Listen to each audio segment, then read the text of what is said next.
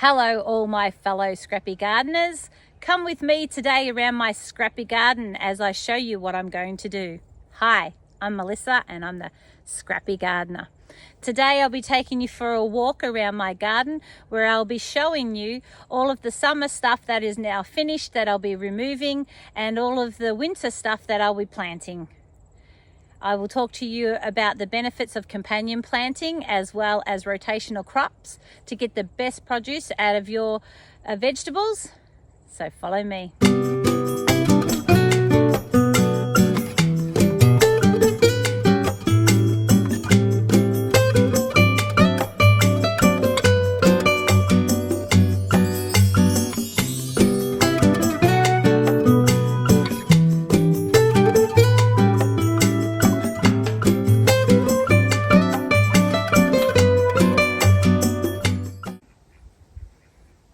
If you remember in my last video, this is the garden bed where I had the Jerusalem artichokes.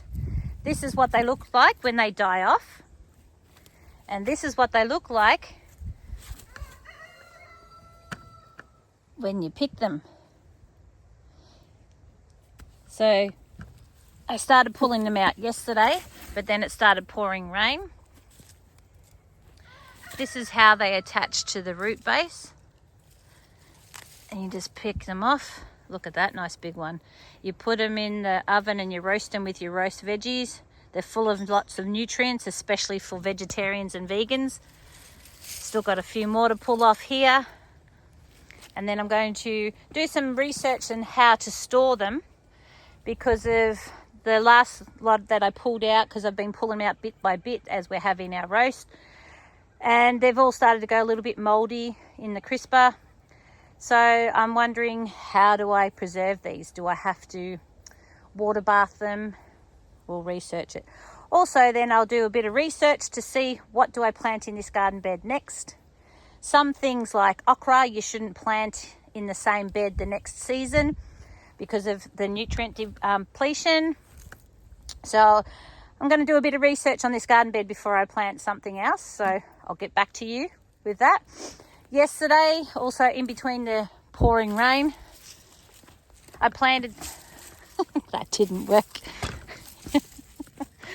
I planted here with my eggplants that haven't really taken off. I've planted some Brachia.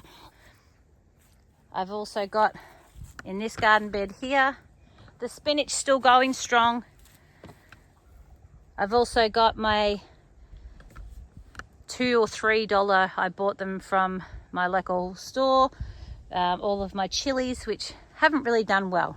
I'll have to look into that, whether or not they can go into the garden bed with them, or whether or not because of it was so hot and dry, why they didn't take off.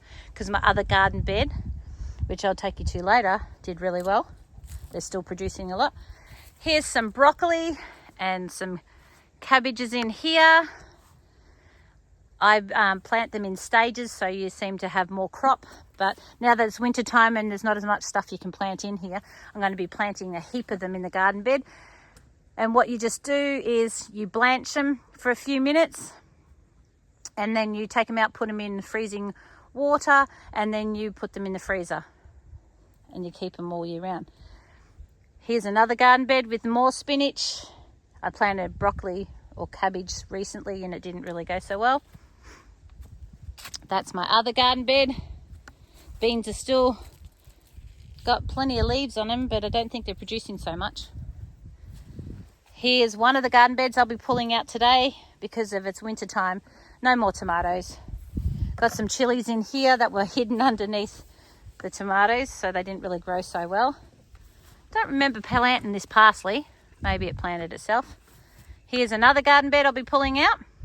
And I'll be planting in here either some Brachias, which is your cabbage, your collie, your broccoli, or maybe some onions, but I planted heaps of onions already.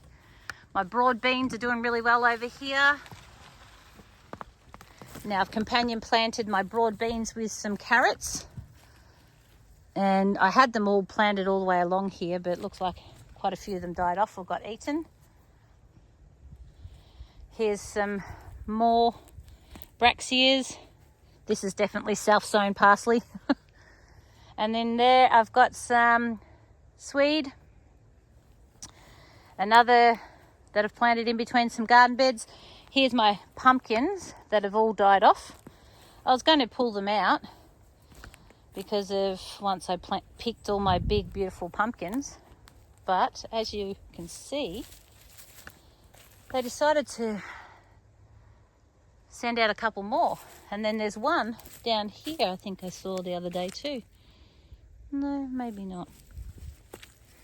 Yeah, so I'm just going to watch how these grow and see, because now it's winter, if it's actually going to make anything of itself. So I've got two in here, and this one has grown through the fence, and as you can see, it's growing through the fence. I need to pick it up because I've got a dog, figure out a way how to put this secure because the birds can get in there as well. Here I had my okra, didn't go so well, all died off. I need to do some more research on the okra, I think. So I've got a garden bed here. So because I've had okra in here, I'm going to do some research to see what you can plant after okra. So this is my scrappy garden, guys. Come get your hands dirty with me.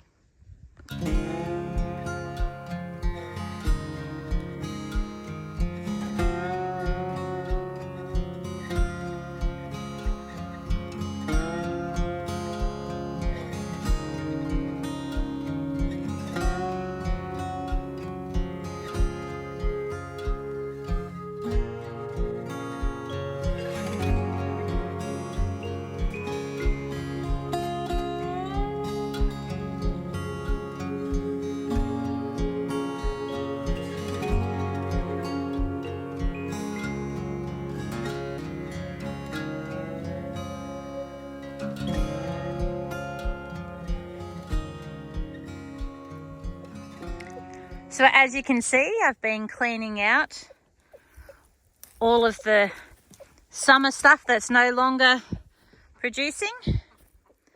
I've decided to keep in a couple of tomato bushes that still had some green foliage on them. So this is one of my tomatoes that I will keep. The rest I pulled out. This is my other one that's got a few tomatoes on it.